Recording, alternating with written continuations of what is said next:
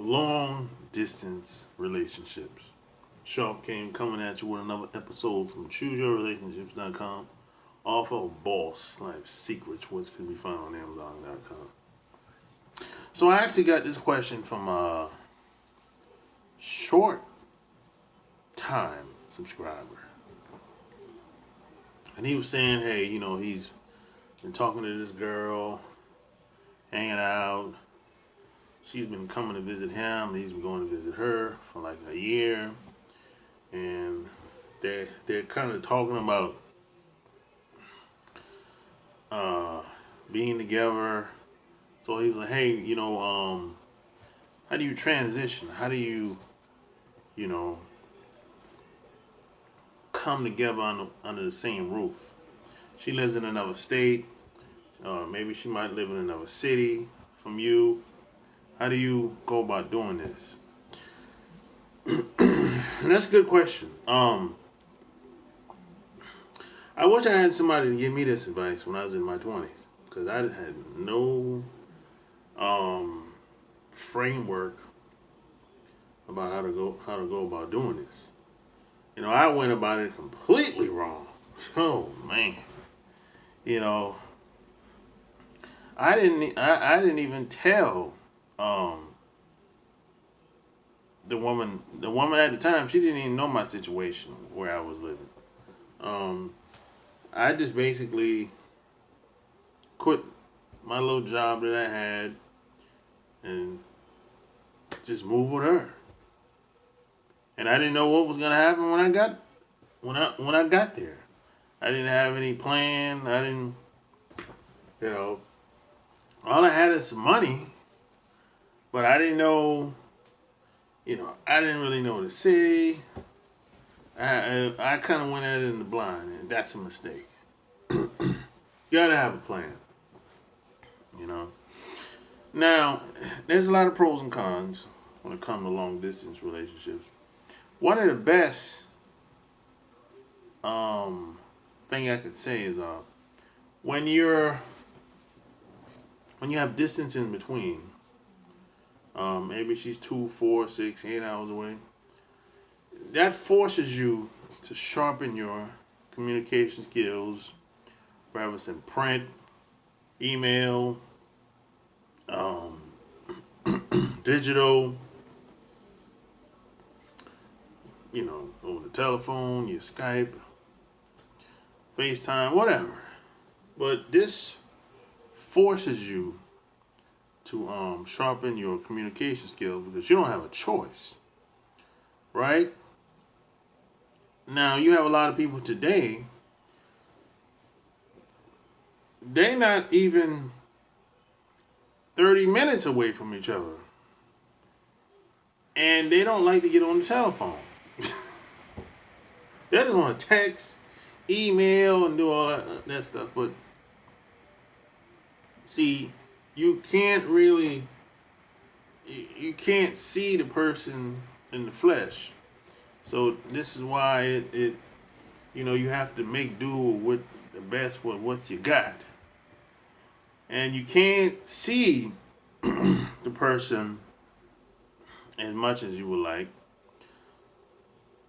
And a lot of people tend to get jealous. A lot of people feel a certain type of way and they be like, hey, she ain't answer the telephone. She ain't answer took her too long to answer my text. When I sent her a text like an hour ago, took her too long to get back. She must got somebody else over there. I always say, don't trip about that stuff. I look at it like this. If we have a plan to be together, I don't really trip about what's going on over there on the other side. I only know what I can see with the FaceTime, the Skype video, and her voice in my ears. That's basically all you have to go off of. When she leaves, and y'all under the same roof, Well, that's when the magic starts. Anyway, it's like a new beginning. So even if something is going on with somebody else on the other side, it doesn't really matter, really. Because when y'all move in together with each other, it's a whole new ball game. You know? Same as you. You had somebody before you met her. So I don't really trip. I wouldn't even trip when it comes to that. You know? And my biggest thing in a long distance relationship is what's the purpose of a long distance relationship? Is it just for fun? You know, is it for some long distance excitement? P. Which I don't understand that.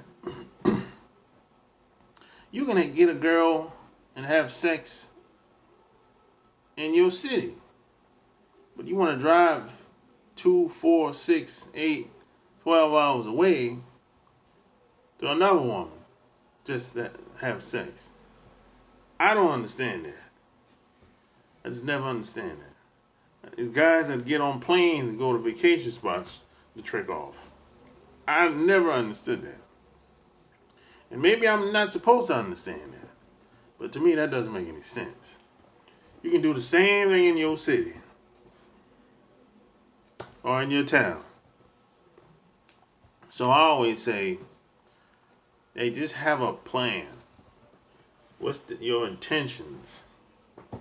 What's her intentions? And who's going to move? Now, a lot of this comes down to maybe your job or your income, or hers, or vice versa. Now, I would say this. If you got a government job, or if you work for a tech company, or some software company, or you're in the technology, and maybe you might make 6 figures. Maybe you make a pretty decent living at the tech company or the government job that you have. I would say keep that job. But if you work at, or another thing I would say is, maybe you're in a good position within some company, you know, and maybe you could transfer. Or if you think there's going to be some type of longevity, you think you're going to move up even more within that company, I would say stay.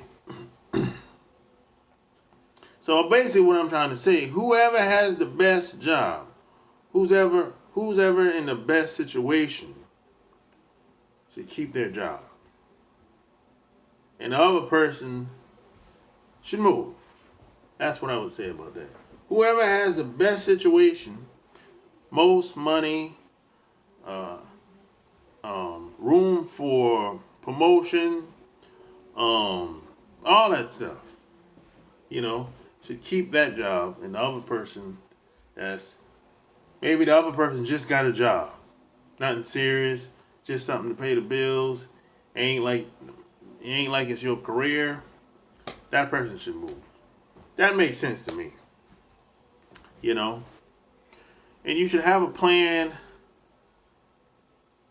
when you move to this new city, he or she, you have to support that other person. Because, you know, maybe they don't know the city or the town like you do. Don't leave the other person hanging. That happens a lot. You know, people will be like, I don't know what to tell them. I don't know. I'm like, hey, but you've been here a long time. Or maybe you from here. Well, I can't help him get a job. I don't know. Yeah, you know, it's that type of deal. Don't be like that. Because that's not supporting a person. Or you give a person 2 weeks to find a job and get settled. That's crazy. Or you give them a month. You know, I heard all kind of crazy shit. As soon as the person move, you be like, hey, you ain't got a job yet? It's been a month. God damn. 1 month? And you riding them like a dog already. Riding them like a horse. Don't be like that. You know, there's a lot of people who are kind of delusional, and they don't really know how things really work out here. They think just because one person got a job real quick that, hey, the other person should be able to do it too. No, it doesn't work like that. They think what's because one person, maybe been the exception to the rule. They think everybody should be that way. I have a sister that's like that. I know a few people that's like that. They kind of, I'm kind of thinking something's a little off up there. Anybody that thinks just because one person do something, what's your excuse? You should be able to do it too. Anyone that thinks like that, I would say something's not right about that person. There's people out here that think like this. A lot of people that think like this. Something ain't right about that. Something definitely is a little off. Because there's people, they do this in the news a lot too. Or they do this with a lot of celebrities. You have a celebrity that maybe sold a million copies of his records, CDs, right? And be like, hey, 50 Cent, he sold a million copies. First, what, 60 days. Or Drake or somebody. Hey, what's your excuse, you young guys? They'll try to shame them, make them feel bad or whatever. I'm like, what? That's him. I'm new here. I'm new in the music business. You trying to put that pressure on me like that? Same as somebody moving to a new city. Somebody that's been there and they're already established. You got this new person coming in. They have to learn how. They have to learn everything about the city. They have to learn about the people, the culture, if they, the atmosphere, all the environment, and everything. You can't learn all that in a month. You crazy? People. It's like a lack of empathy and compassion with a lot of people. And keep in mind, these same people haven't done what you've done. These same people would probably never move to a new city and start all over again. They would never do it. You're doing something, you have the courage and the balls, the spine and the gumption to do something that they've never done, but they're criticizing you. I just never understood that. I always thought something was wrong with that. Why are you criticizing me for something that you ain't never done? Why are you trying to tell me how to do something that you never done? That just never made any sense to me. I'm like, something's wrong with some of these damn people out here. Now, I know in the news, they do it on purpose. That's propaganda. With the celebrities, they do it on purpose because that's propaganda. I understand that. But you have people that you know personally that's saying stuff like this. Saying, hey, what's your excuse? You're moving too slow. Damn, it's been 2 weeks. What the hell's going on? And I came to the conclusion that a lot of people just don't have the mental capacity, the empathy, and the compassion to understand people. There's a lack of empathy. They just try to treat people like a fucking machine or animal in some cases. That's how they see. That's how they. Some people. That's how they see other people that don't look like them, especially. Or it could be a person that look like you. It could be a person that's of your culture or in your family. But they seeing through the eyes of someone else. It's not. It's not. They didn't come up with that perception. They took it. They learned it from someplace else. From maybe college or higher education. That's more than likely that's where it comes from. You know. So you got to get them a. You just gotta get them a pass and keep it moving. That's what I do, man. So hey, man, this is just some advice I would give when it comes to long distance relationship. Just have a plan. Know how. Learn the city as fast as you can. Make sure that the person that's been there before you got there supports you, give you as much as information as you can, and try to meet as many people in that new town as fast as you can as well. And try to have some cash. Try to have some cash. Or have a means of getting some cash. You should have more than one income anyway. You shouldn't have just one income. You shouldn't depend on just a job for income. You know, you're already handicapped if you depending on just a job for one income. You're already setting yourself up for failure. But hey, it's just my take. I could go on and on, but this video is starting to get a little too long. So like, subscribe, share this video with anybody that you think that would benefit from it. If you like these type of videos, go to chooseyourrelationships.com, put in your first name and email address, and you get more advice like this to your email inbox all day, every day. So until next time, I'm out. Peace.